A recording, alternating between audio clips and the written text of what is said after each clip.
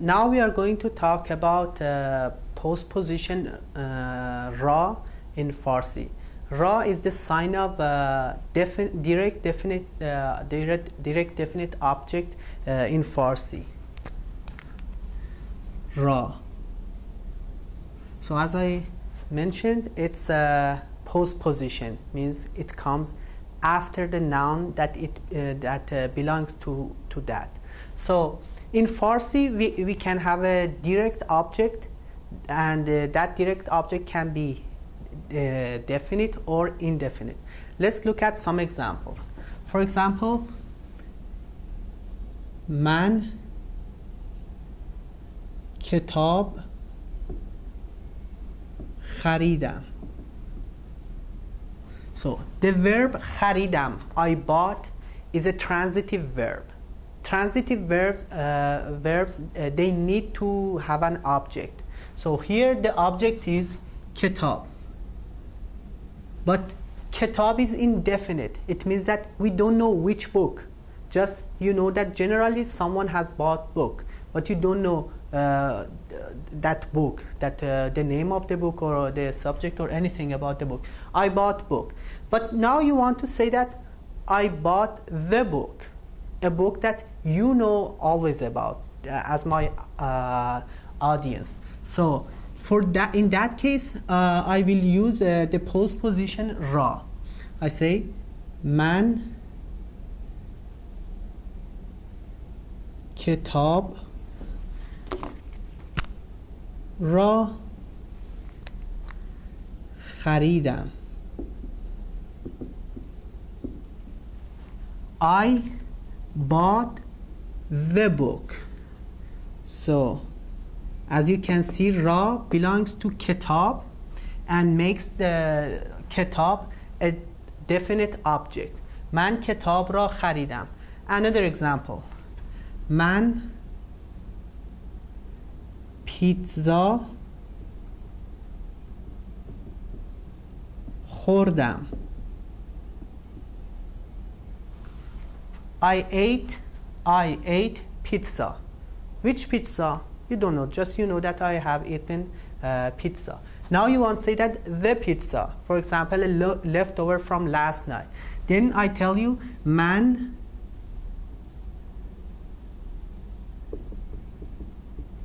پیتزا را خوردم. I ate the pizza. So as you can see, we have a direct object here and here. They are indefinite. In order to make them definite, we just need to put the postposition ra after that.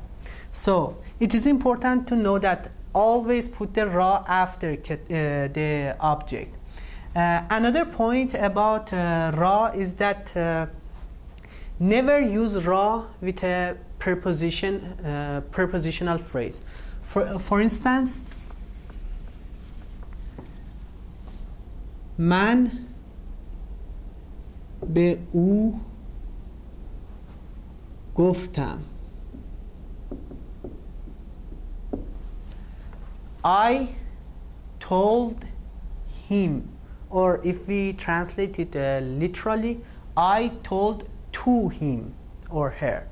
So this is a common mistake that sometimes it's a common mistake that the students make.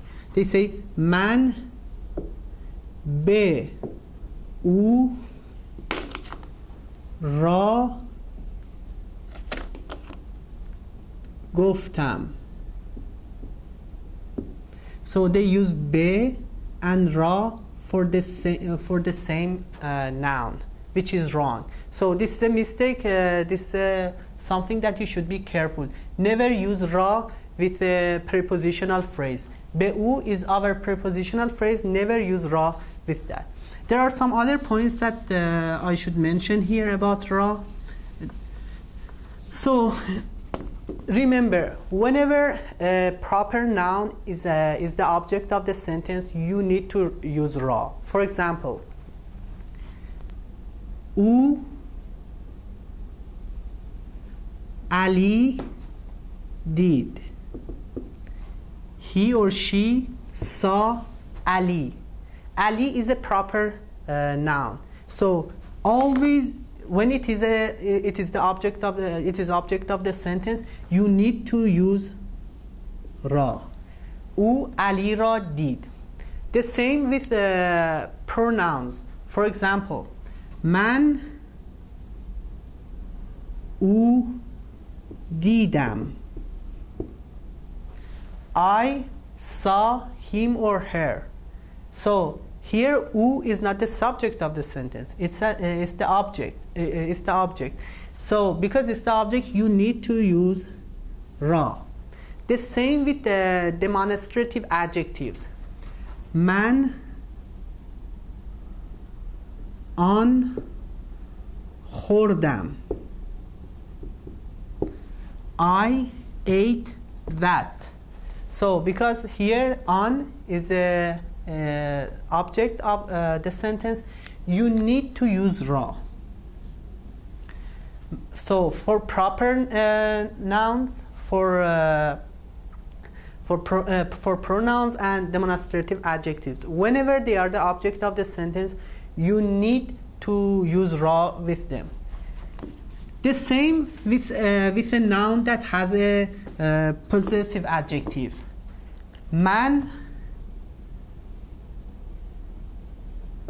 کتابم فروختم.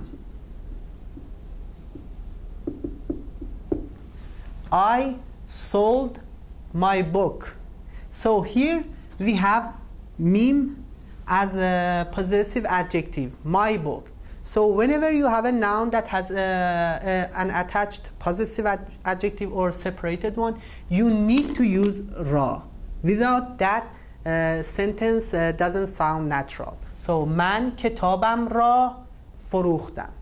So this was the lesson about را. را is the sign of direct definite object, and it's a postposition. Also, it doesn't come with a prepositional phrase. If you have a prepositional phrase, you cannot use را. Also, whenever you have a proper noun, a pronoun, or a demonstrative adjective, or a noun with a possessive adjective, you need to use را when they are object of a sentence.